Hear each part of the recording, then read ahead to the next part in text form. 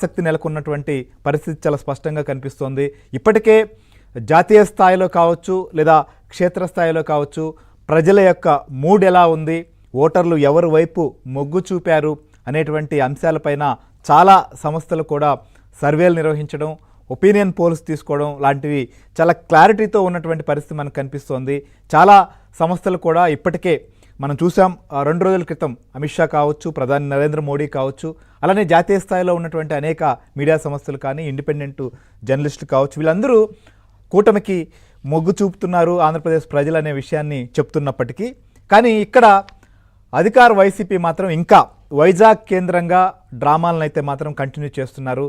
తొలి నుంచి కూడా ఏదైతే 2019 ఎన్నికల పూర్తయిన తర్వాత ఎప్పుడైతే 3 రాజధానులు అనేటువంటి అంశం తెరపైకి తేవడం, వైజాగ్ నుంచి పాలన అందిస్తానని చెప్పడం, చాలా సందర్భాల్లో 3 నెలలకు వెళ్ళబోతున్నాం, 6 నెలలకు వెళ్ళబోతున్నాం, దసరాకి వెళతాం, సంక్రాంతికి వెళ్తామని చెప్పి చాలా రోజుల పాటు ఉత్తరాంధ్ర ప్రజలను, విశాఖ ప్రజలను మోసం చేస్తూ వచ్చినటువంటి పరిస్థితిని మనం చూసాం. ఇప్పుడు మళ్ళీ ఇంకొక కొత్త డ్రామాకు తెరలేపారు. ఎన్నికల సంబంధించి ఫలితాలు రాగానే 9వ తేదీన వైజాగ్లోనే ప్రమాణ స్వీకారం చేస్తాం అని చెప్పడం, ఐపాక్కు సంబంధించినటువంటి టీంతో వాళ్ళతో వీడ్కోలు పలికేందుకు వెళ్ళినప్పుడు 151కి మించి రాబోతున్నాయనేటువంటి ఒక మాటలు చెప్పినటువంటి పరిస్థితి.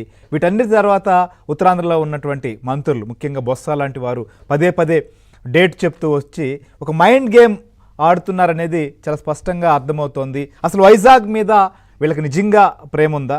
వైజాగ్ నగరానికి ఈ 5 ఏళ్ల పాలనలో ఏం చేశారు? వైజాగ్ సంబంధించినటువంటి విషయంలో ఏ రకమైన అభివృద్ధి చేశారు? వైజాగ్ సంబంధించి ప్రత్యేకంగా ఏ పరిశ్రమలు తీసుకొచ్చారు? వైజాగ్ కేంద్రంగా ఎంతమందికి ఉపాధి కల్పించారు?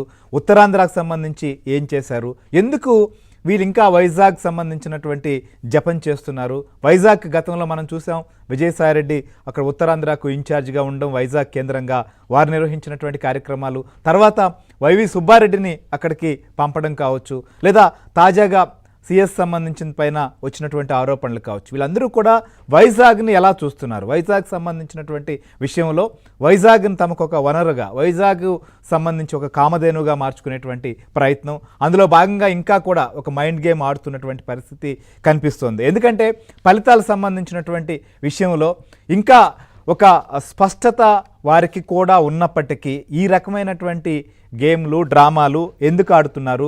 ఎందుకు ఎవరిని మభ్యపెట్టేందుకు ప్రయత్నిస్తున్నారు?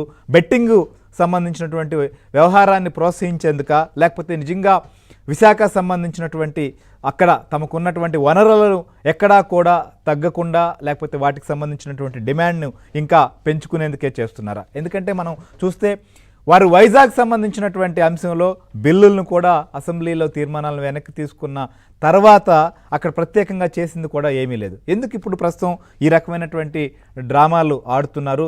దీని వెనక అసలు ఎలాంటి కుట్రలు ఉన్నాయి? ఇవన్నిటిపైన కూడా మనం డిస్కస్ చేద్దాం. మనతో పాటు ఈ డిబేట్లో తెలుగుదేశం పార్టీ మాజీ